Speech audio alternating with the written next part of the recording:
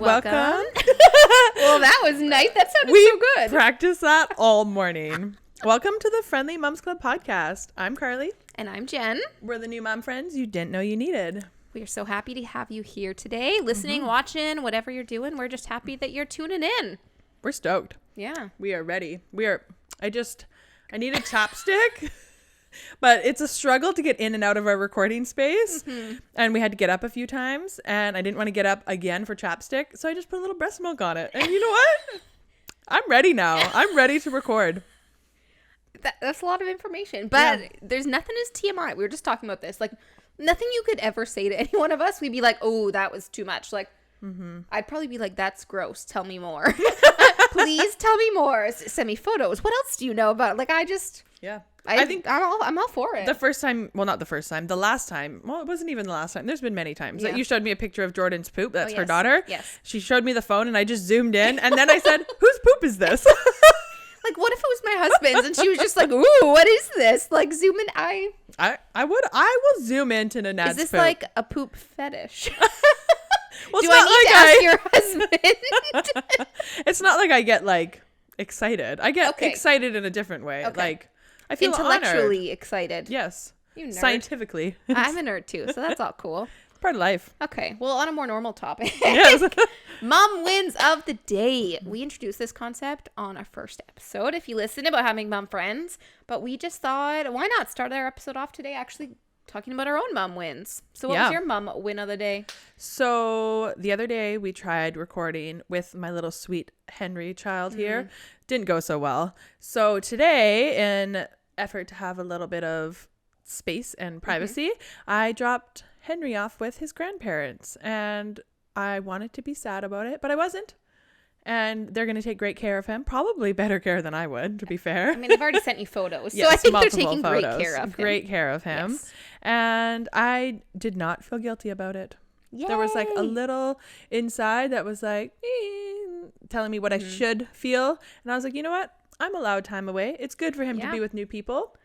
And well, just not think, new, like, but it's good for him to bond with his grandparents. Yeah, he loves them. Right? You want them to have a good relationship, spend time together. There's probably different toys. Like, it's good for him to be in a different atmosphere. Definitely. Yeah. What about you? Well, we are working on sleep. Ever since she was born. We've been working on sleep. We've always had this. She's not the best sleeper, to say the least.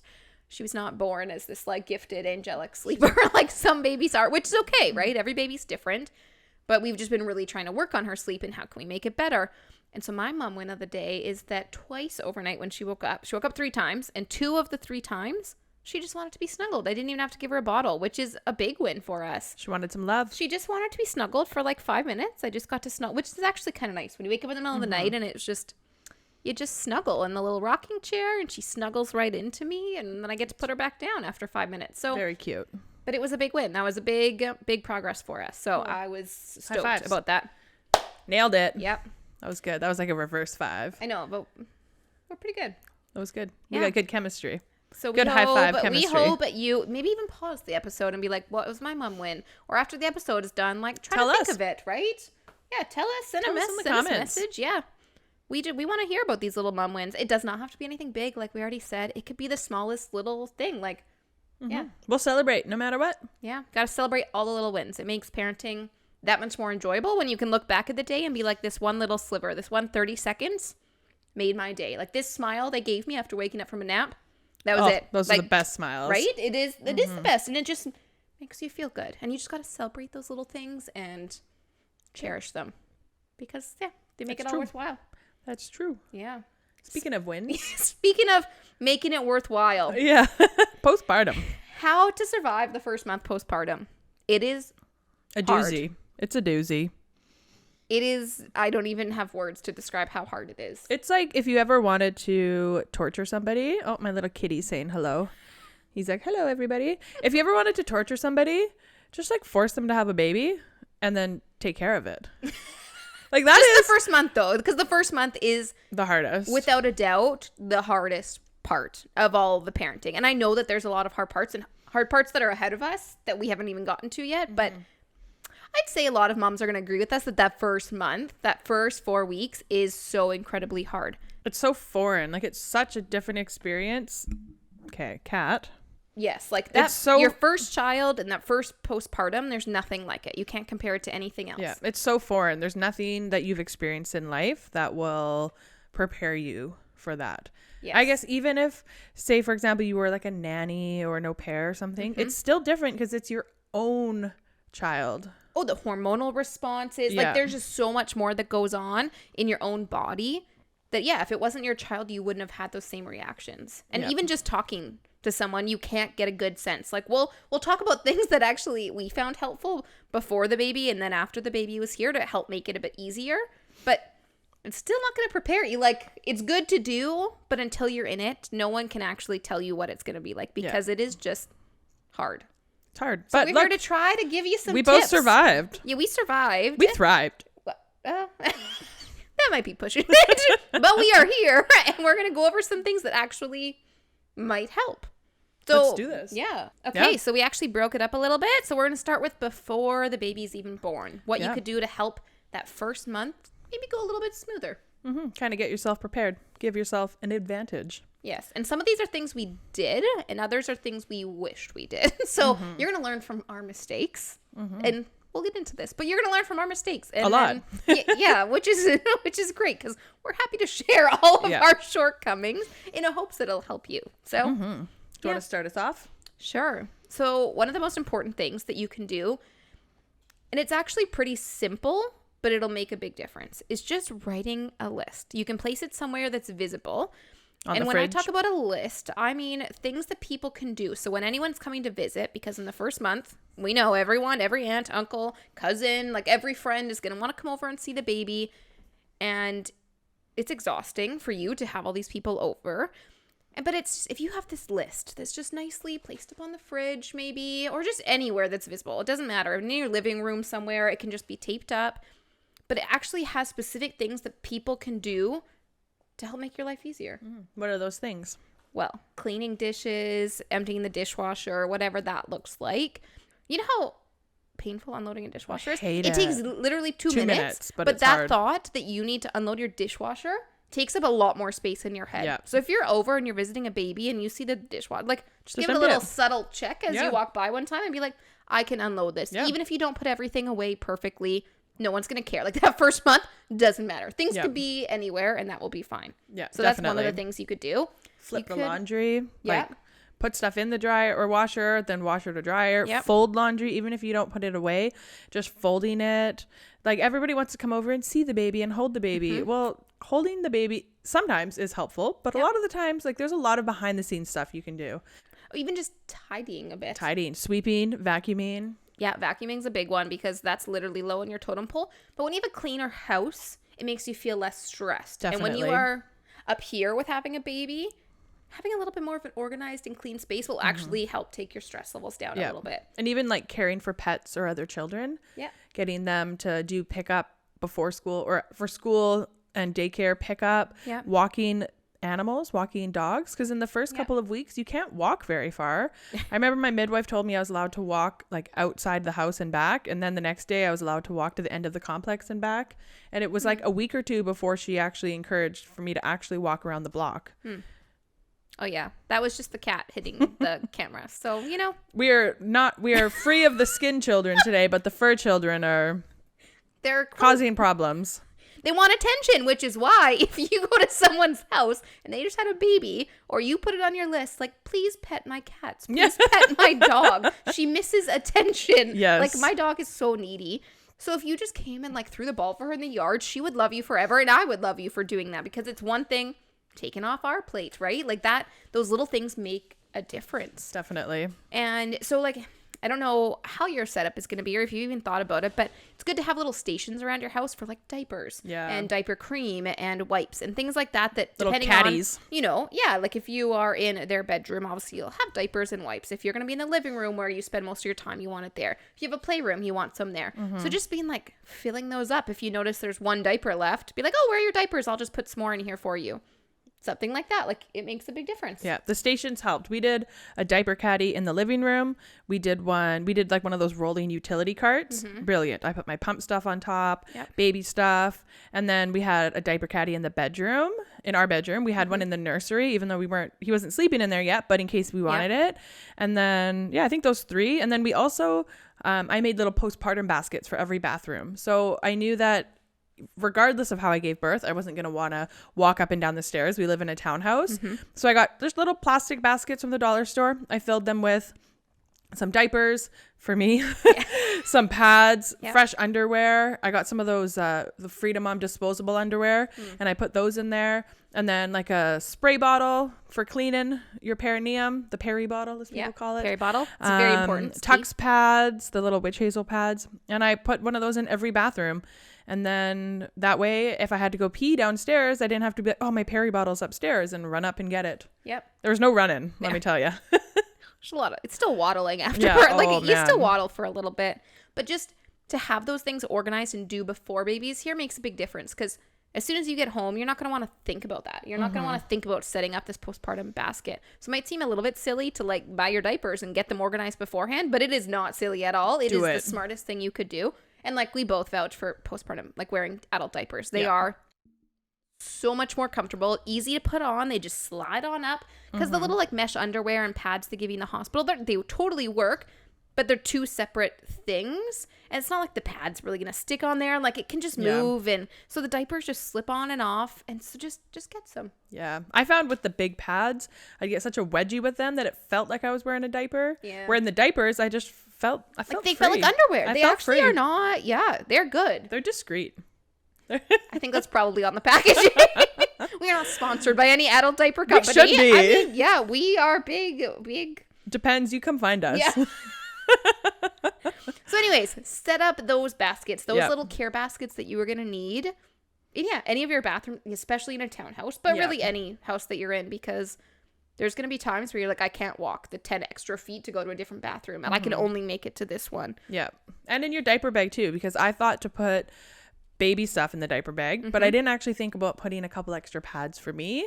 Yep. And then there was a time when we were out and I was like, oh shoot, I'm gonna have to change a pad, and like, this was weeks later, but I was still bleeding. Yeah. So that's another place you can stock up a little. Yeah. I even, in the back of my car, I have just a little box, probably an Amazon box, and I put in like a towel in case my water broke when I was out and about, and I put in some pads for me and some diapers and a spare change of clothes for baby. That way, if I finally get out of the house the first time with baby for an appointment and then there's a blowout, I was gonna be okay. A blowout from either of you? Yes. You were good. There's a variety of blowouts. I love that. Yeah. Another thing I did to help prepare for myself was I actually went through my wardrobe.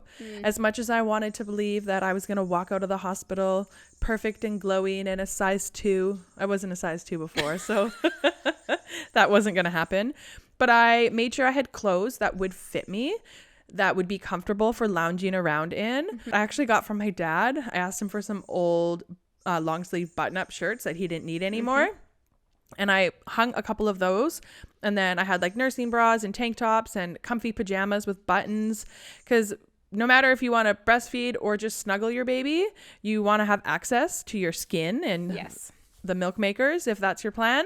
So it's good to have things with lots of buttons. And then also I found those shirts so handy when I was sitting on the couch in usually pajama shorts and either no top or a bra. And then all of a sudden my husband's like, oh, so-and-so is coming over. And then I would just slip that on and it was discreet and I could pump underneath it.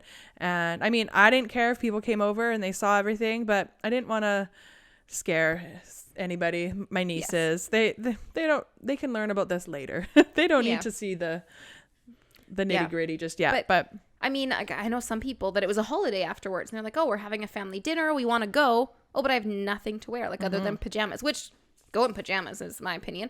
But it's good to just, even if you go to Walmart, Superstore, like Joe Fresh, Old Navy, like you don't have to get crazy clothes that are going to cost you hundreds of dollars, because you might only wear them for a short time. Go to thrift store. Ask your friends, like friends who have babies, they might have had stuff. Like just buy it a couple size bigger so that it's not going to hit your C-section scar. It makes a difference to just have those things ready, because You're going to go in and you're going to look for something to wear. You're going to open your closet or open your drawers, and you're going to see all these clothes that don't fit you. And it does mess with your mind a little bit. Yeah. And so I think you were the one who said you actually just moved some stuff out of your I closet. did. I put it in the spare room. And you just put the stuff in your closet that actually fit, so that when you went in there, you had choices. Whatever you chose would actually fit you, so you wouldn't have that kind of like negative feeling when you saw them. Yeah, it was great. Right? It makes a difference. It does. And I also, when picking out my clothes, if it fit me while pregnant, then I knew it would fit me after, because everybody thinks they're going to lose all this weight. I actually got so swollen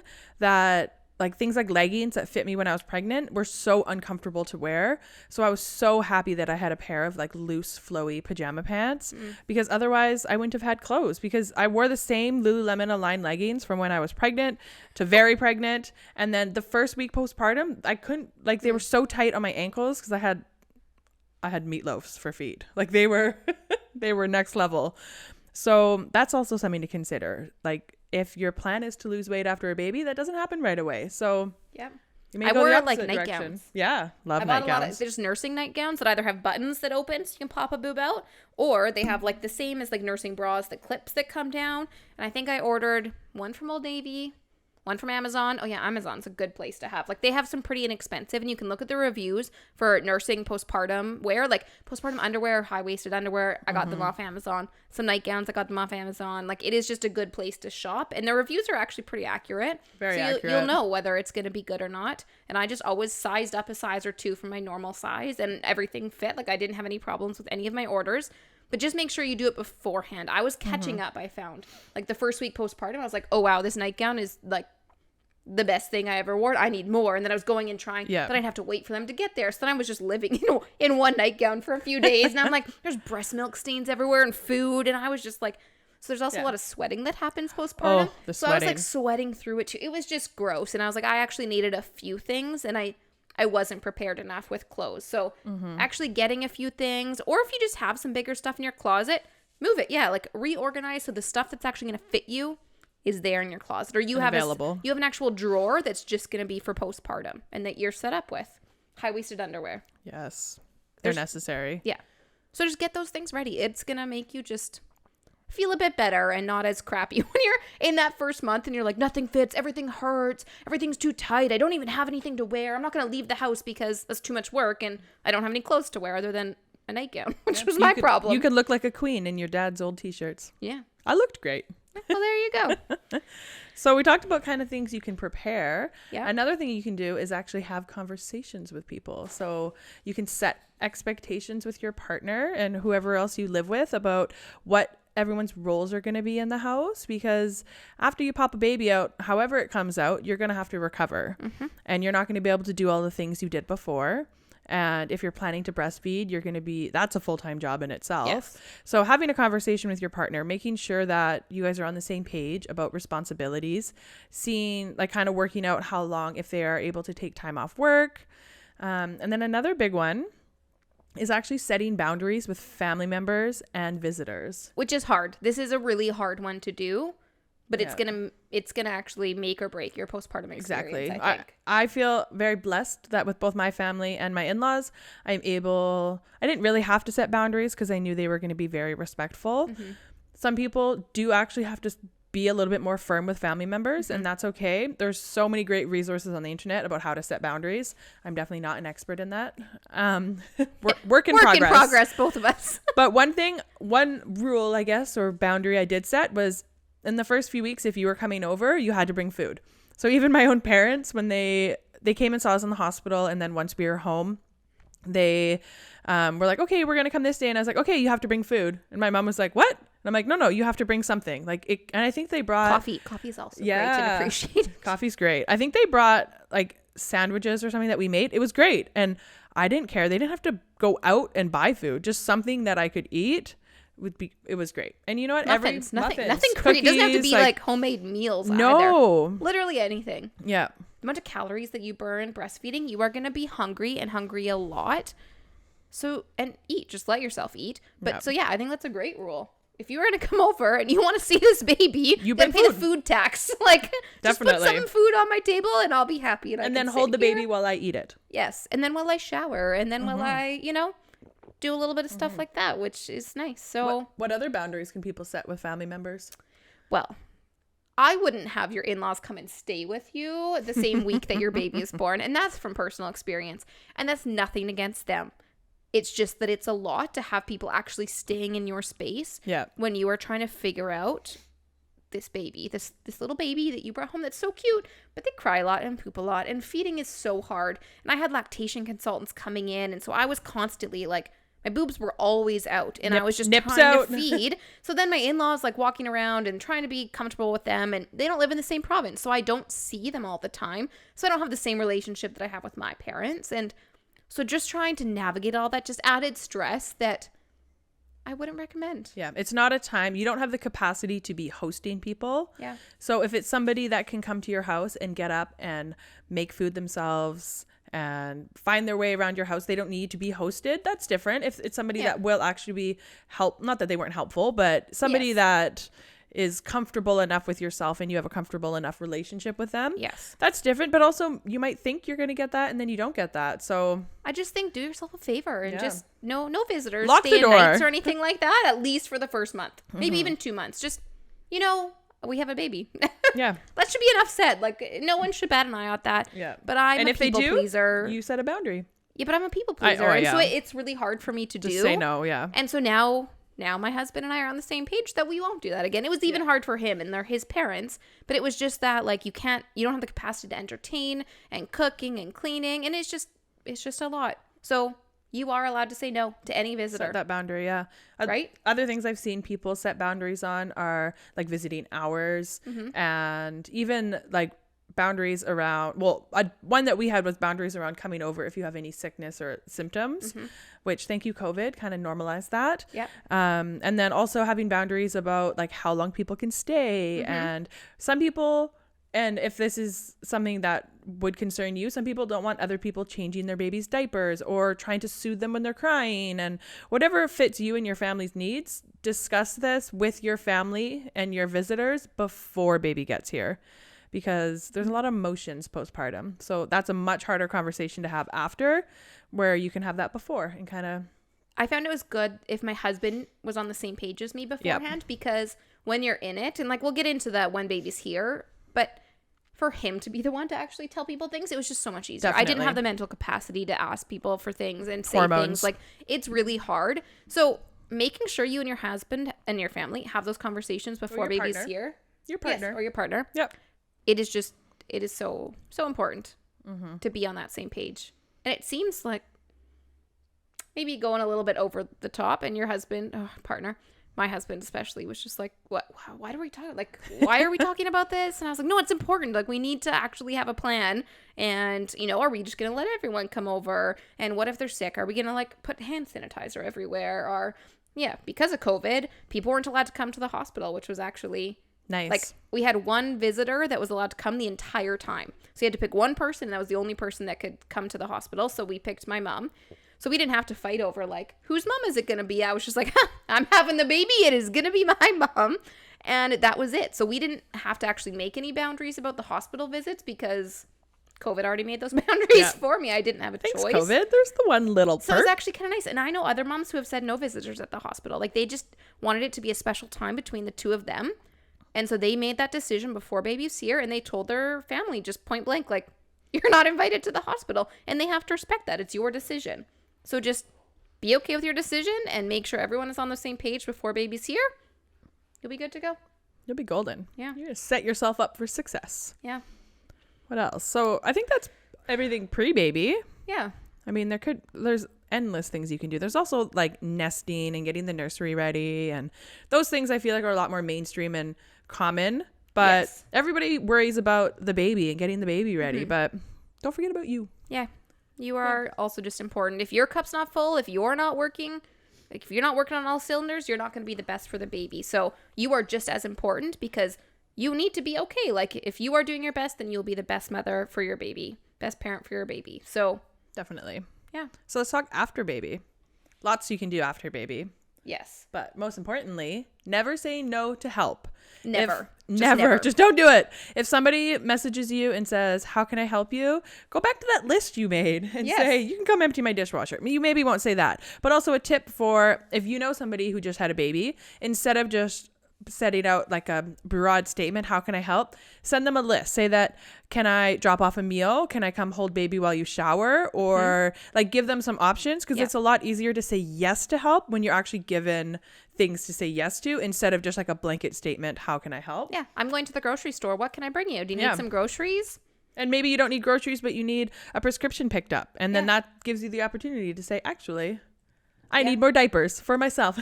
And it's not even the saying no or yes thing. Like that comes into play, but it's also kind of being embarrassed or being like feeling shame feeling that guilted. I shouldn't need help. So I'm going to say no because it makes me look like a better parent. If like, I say got no, it together. Right? Like I have got it. I don't need you to come over and bring me coffee. I'm good. Like I don't need you to come help. And like it just, you feel the shame and this guilt, which is so real. And especially in that first month, you're going to want to pretend like you've got it all together. And Spoiler, no one you has don't. it. No one has it together in that first month. It is just ridiculous how hard it is. So just don't say no. Like really challenge yourself to accept all of the help that is offered. People are offering it because they care about you and they love you. They want to help. And they do want to help. So and even if they don't and they offer it, too bad.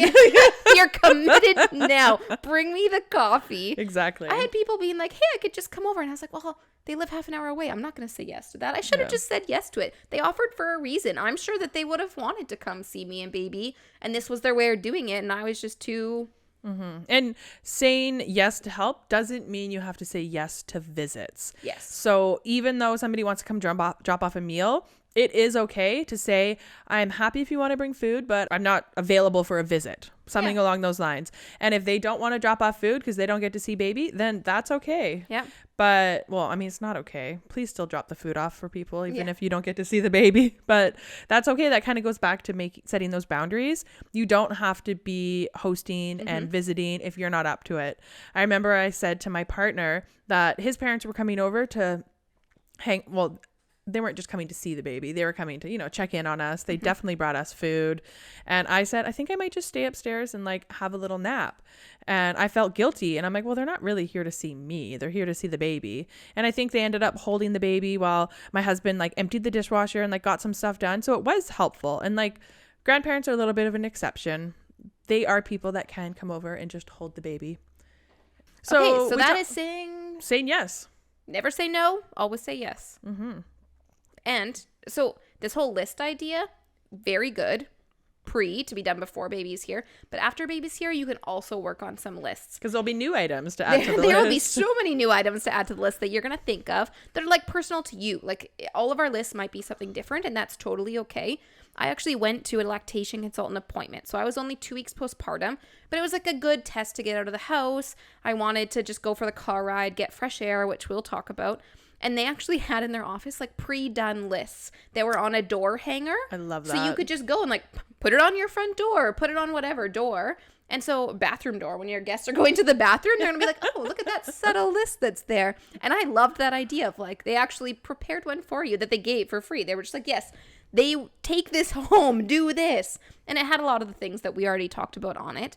But some of the new stuff you might add might be for guests, but you also might want a separate list for your spouse and the best way for them to support you throughout all of postpartum, but especially in that first month, because there's lots of things like you need extra food. You need to drink so much water. So always making sure your water bottle is full. It seems like a silly little thing, but not having to ask my husband to fill my water bottle. I just didn't have the capacity to be like, hey babe, can you go get my water bottle? Like he just would do it. And it was just always full. No matter where I was like, oh, my water bottle, it's just constantly full. And that just, it was like a love language. I was like, oh, that was really nice. Filling a water bottle should be its own love language for postpartum people, because bringing me snacks. My husband actually was like annoyed with me with how many times he had to fill my water bottle.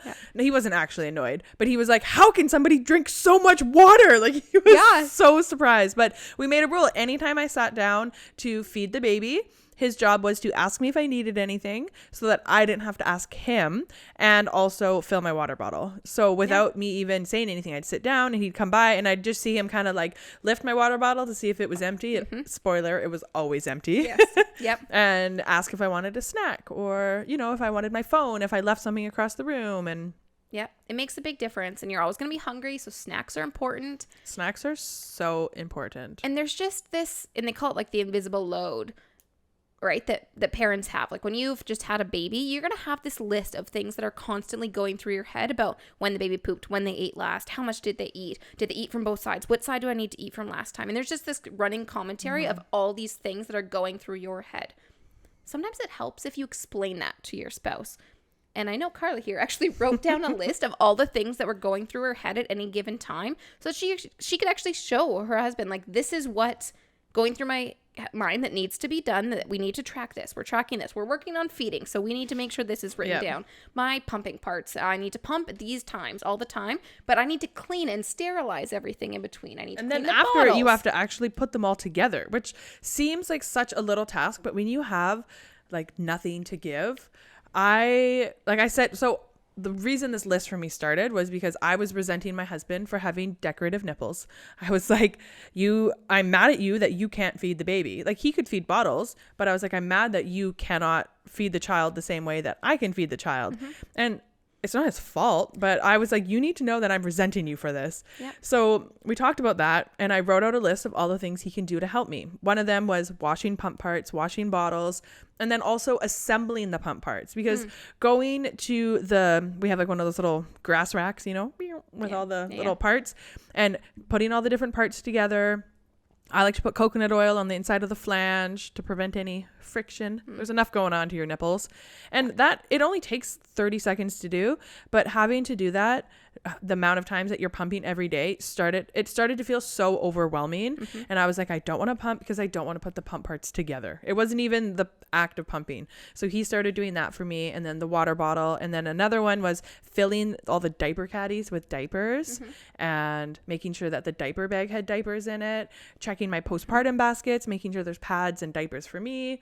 And like those little things that, like the invisible load of the things that I was always thinking about, I wrote them out. And then I did see him, he's so cute, that he would finish, you know, emptying the dishwasher, putting my little pump parts together, and then he'd go look at the list and be like, oh, I need to go do this. And then he would go and do that. And I'm like, you know what, this is great. Cute. I don't need to tell you. I don't have the energy to delegate tasks in this moment in my life. So did it help with the resentment? Like, do you think the resentment actually did go down after that? It really helped with the resentment. So it's worth it. And there's things you might want to delegate just to your spouse, like pump parts. Like, I wouldn't ask any guests. We have special sponges we use for dishes and other ones for bottles. Like, you know, you might have certain things you just want your husband to do. Like where you keep your adult diapers. I don't know where you kept your adult diapers, but mine were in my own bathroom underneath the sink, and they were in their bag there. So I don't know. My bathroom was not going to be clean postpartum, especially in that first month. So I didn't really want guests going into my bathroom. So like that was something my husband did, right? So you might need to have 2 lists, and that's okay. And add to the list as you go. They are not set in stone.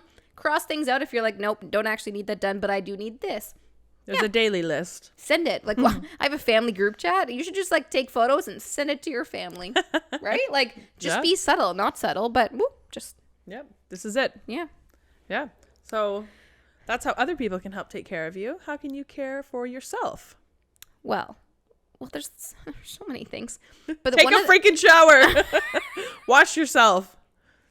I don't know what you were going to say. That was my big one. Okay. No, that's a good one. Showering every day. I hate showers. If you know me, I just hate showering. I like being clean, but the act of showering, I've never been somebody that's like, ooh, a nice hot shower. I just don't really enjoy them. I don't like getting out of the shower. That's what it is. I also don't like, you got to get undressed and then you get stuck in your bra. It's a whole process. But take a shower every single day. And that is not like, that it was a non-negotiable for me. And I usually did it in the morning because I was very sleep deprived and it helped me wake up. And it was never like oh honey, can I take a shower? It was like, I'm gonna go shower right now. I don't need to ask permission to cleanse myself, to do a simple activity of daily life. And that was a big one for me. Shower, I told myself every day I was gonna shower. I brushed my hair. I didn't style it. I just brushed it, put it in a ponytail or a bun, and I washed my face and brushed my teeth. Those things, morning and night, were life-changing. Always brushing my teeth, washing my face, and making sure my hair wasn't in a rat's nest was big. Yeah. Showering was like, well, okay. So self-care, but it actually made me feel a little bit better because like my boobs would hurt and you get milk everywhere and you've had someone on you. So I would just stand in the hot shower. I probably took like longer showers than I needed to, but it was just, I didn't even need to wash my hair. I didn't even need to wash my body. Sometimes I would just stand in the shower and it was like alone time. I was just with my thoughts. I'd play music sometimes. Sounds great. But it was just like, my boobs felt better and it was just nice. I just needed that time. And I've never loved showers either, but I actually really loved them postpartum. I've never loved them more than in the first couple months of postpartum. And same thing, I would just be like, I'm going to go shower, and it would take either 2 minutes or 15, 20 minutes. Like sometimes it took longer, but I would just stand there. Oh no. Oh no. Where were we before we got rudely interrupted? Showers are just, they feel good. Love them. So take the 5-10 minutes. Loved them postpartum. Loved them postpartum, but that's the thing. Take the 5-10 minutes every day. Just go stand in the shower. Just hot water on your body will feel miraculous. Yeah, it'll give you a little energy, rejuvenate you a little bit. It'll just like. If you're feeling real wild, have a cold shower. No, do not recommend. Yeah. No, not quite yet. No. Yeah. So other things you can do for yourself, like we said, shower, brush your teeth, not wash your hair. Don't do that. Brush your hair if you like. Wash your face. You can also get outside. You may not be up for big long walks, and it may actually that may hinder your recovery. You don't want to overdo it postpartum, but just getting outside. We would go sit in our yard. It was actually so cute. We'd go sit in our yard. We'd put him in his little bassinet, like the little travel bassinet that goes on the stroller.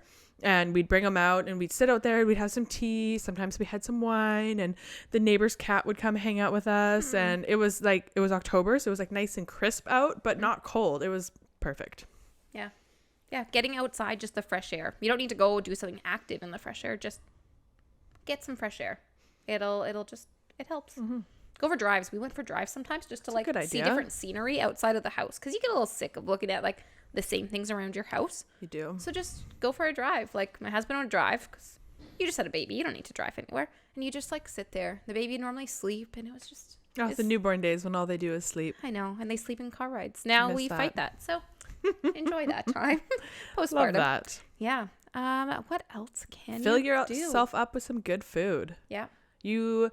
Regardless of how you feed your baby after, if you're planning to breastfeed or not, your body is recovering from birth. So your body needs calories. It needs nutrients. It needs food.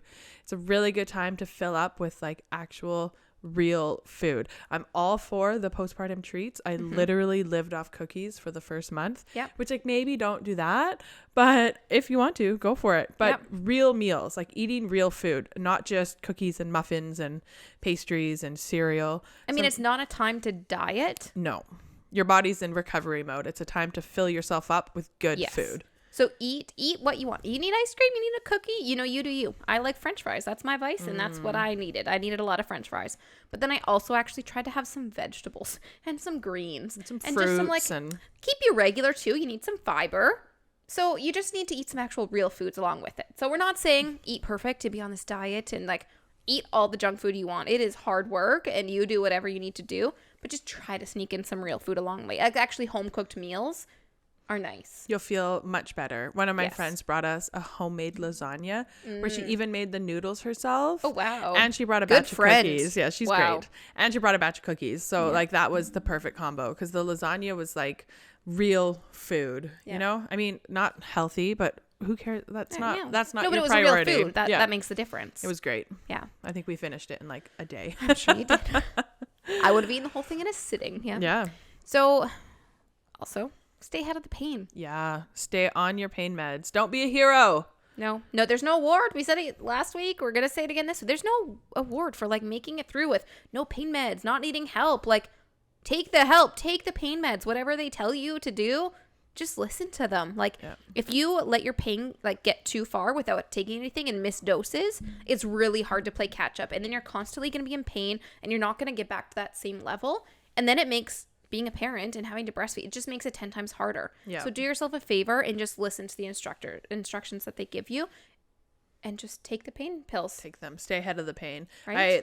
I had a schedule and I would write it down. I would cross it off when I did it because like your brain, you're all over the place. Yep. And I noticed that even if I missed them by an hour, we started to hurt downstairs because Oh yeah. so it's necessary. And on that note, write everything down. Yes. We were writing down because we were seeing a lactation consultant. So we were actually writing down like which side I pumped with, how long she pumped for, how long she fed for, what side I pumped, how much I was pumping on each side, pees the and times, poos. pees and poops, how many in a day. Because she was having mucus, so was there mucus, no mucus. And so we had like charts we were making, but we had to write it down because Nanette an hour later would be like, oh, what time did she feed at last time? And I would just sit there and stare at him blankly. I'm like, I have no idea. Like, I just couldn't remember anything. You just have to be in that moment. So having a book or having everything, and just write it down. Or you can go, so old school, write it down, pen and paper, or there's tons of apps for that. Yes. The one we used, which I love, and I'm not a tech person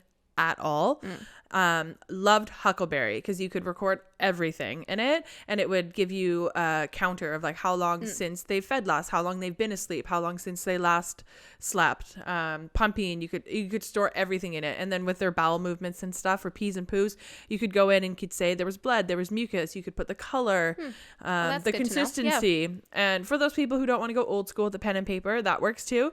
But the app was wonderful. Takes a bit of that guesswork out, and like your doctor's gonna ask you how many pees and poops, and you're gonna sit there at your appointment being like, oh crap, I don't remember. Yeah. I would just bring my list and be like, here you go, and I'd show the lactation consultant, I'd show my doctor, and then they would just have all the information they need. And you're just gonna forget, and that's totally, mom brain is a thing. Parents, like my husband had it too, like it just happens. Like for everyone involved in the parenting process, this happens. Like it's just, you're on mental overload and you're exhausted and not sleeping, and it's just hard to remember. So also don't just rely on your spouse. They're not gonna remember either. They are also in the thick of it with you. Difference, but they are also in the thick of it. Definitely. I still write everything down. We have a note, like a shared note, and if I have to like call somebody, or if I need to like pick up or drop off mail or pick up a grocery, every single thing goes on this list because mom brain is real. And like I'm over 6 months out and I can't remember anything. So everything goes into the list. And then I'll see things like my husband will add something to the list and I'll be like, oh, we have to do that this weekend. Or to be fair, I always add things to the list, little tasks for him to do. Yes. And then he does them. It's wonderful. But dividing and conquering. Yes. That is a huge one. So being able to write things on that shared list and then be like, oh, I actually made this doctor's appointment. I called and canceled this. I did this for you. So being able to kind of have those tasks, that list that maybe they do, but then also divide and conquering all of the baby things too. So for us, with all of our feeding issues, we had it. So like if I was breastfeeding, Nanette was doing something else, or he was resting, then when I finished breastfeeding, she needed a bottle. And so Nanette, like my spouse, would actually do the bottle feeding, and then I would pump during that time. So we were being kind of the most efficient for our time, because if we tried to do everything together, if he sat there every time I breastfed and helped and watched, then he wasn't getting any rest, because you restart the cycle every few hours, and it's really hard to catch up and to take a break. So if you actually try to take turns, and instead of trying to do everything together, trying to separate it and delegate a bit will give you a little bit more rest time, which any like 15 minutes of rest at this time it makes a difference. Definitely. You both don't need to be awake at 4 a.m. with a screaming baby. Yes. If you have a spare room, you can go sleep for a couple hours in a spare room. Yeah. What we did was we tried to set off like a dedicated 4-hour chunk in the day where I would go to sleep and not have to do any childcare. So I would usually pump before bed, and then my husband Jeff would stay with the baby, and he would give him his nighttime bottle and then bring him up and put him in the bassinet. And then whenever he would wake up next, that's when my shift would start, because then that would make sure that I would get at least 4 hours of sleep in a row without getting woken up. And that was life-changing. As we got more comfortable with the baby, then we would actually take turns sometimes sleeping in the spare room, which was wonderful. When he went back to work after his last feed, it was always different, but usually around like 4 or 5 in the morning, he'd get up to feed. I'd get up, feed him, and then I'd go sleep in the spare room until my husband had to leave for work. And that, even if it was an hour of uninterrupted sleep without a baby next to me, was so rejuvenating. Yep. I felt fresher after that than I did after a full night of broken sleep. Yep. That was really helpful for us. And it might take you a week or two to kind of figure out a routine. It's going to be really hard at first to figure out when and what to do at what times. But within a week or two, you might start to figure out like, okay, this is going to be the 2 hours that I need to sleep. Like the baby doesn't need my boobs in this 2 hours. So can you please do this? I need to rest, because you need sleep. And having a 4-hour chunk, 2 hours, 4 hours, any little chunk that you actually have to yourself, like you try not to worry. You could just lay down, whatever you need to do. It's going to help power through the rest of the day. Yeah. And you need that. You need those little power-ups throughout your day. You do. And it doesn't matter how you're feeding. If you're bottle feeding, then it's a lot easier for your partner to take feeds. Even if you're breastfeeding, you can be the one that gets up, feeds the baby, and then after they eat, they need their diaper changed. They need to be settled. They need to be rocked. Like newborns, they always need something. Yep. So you feed the baby and then you give them to your partner and then they can do that. Or you can set it up that like you do the night feeds and then you get a couple hours of sleep in the morning or in the evening. There's always ways to work it out. And even if your partner is back to work, unless they're like a neurosurgeon, they're responsible for, well, it depends on your relationship. But if it works this way for you and you want to split things 50-50, it is also their responsibility to care for the baby when they're home. Yeah. So we always have done it that my husband goes to work. That's his job. I stay home because I'm on mat leave. And the baby is my job during the day. And then when he gets home, we try to make it 50-50. That's what works for us. So if that's something you're interested in, definitely talk to your partner about that. Maybe before baby, set those expectations. Yeah. It'll really help the postpartum, like especially that first month, because everything is so new. The more you can talk about and just have open conversations with your spouse and be just brutally honest. Like, I am terrified because I was terrified. And like, I'm going to need help. I'm going to need support. Oh, hi. Hi, another visitor. Hi, Toby. Help. Come here, bub. So just, be open and be honest. Now, like, pregnancy and postpartum is not a time to be embarrassed and to hold back and keep your feelings to yourself. Like, share it all, and it's going to help your journey be a lot more smooth, more enjoyable, because you want to enjoy this time as hard as it is. And we're not trying to make it sound so terrible and scary, because it's amazing, but it is just hard. So the more open, honest, the more you can have those conversations with your spouse, your partner, your parents, is just going to help ease the process and allow you to enjoy it even more. Set yourself up for success. Enjoy your cute little baby or babies if you're blessed with multiples. Oh, yes. You lucky mama. Woohoo. Okay. So let's get to this Monday mantra. Monday mantra. It's a little bit of a simple one today, but it's meaningful. Your postpartum, your rules. You're the boss. You are the boss. You got to make those rules. You set the rules, stick to the rules. It's your journey, right? You need to say what you need, and you do you. And like we said, this whole process starts before the baby comes. Yep. And then it continues after the baby. So set yourself up for success. Have those hard conversations early. Yep. Set your house up. Set your bathrooms up. Yep. Get yourself ready. And then you're going to be able to enjoy it. Enjoy this like first time with your baby a lot more. Definitely. Instead of just like running around with a chicken with your head cut off and not knowing anything. And without clothes that fits you or buttons up. Yes. We're going to keep your titties covered for you. We got you. We got you. All right. Well, we'll see you next week. Thanks for joining us. Yeah. If you want to follow along some more, and if you haven't yet, subscribe, click the like button on YouTube, or subscribe to us on our podcast. We'd really appreciate that. So you can tune in and you can listen to us every Monday. If there was anything that you did that really helped you out postpartum, you can send us a DM on Instagram. You can leave a comment below on YouTube. Let us know. Yeah, we want to hear from you. Like always, we want to hear from you. We do. All right. We'll see you next week. Happy Monday. Catch you next week. Bye now.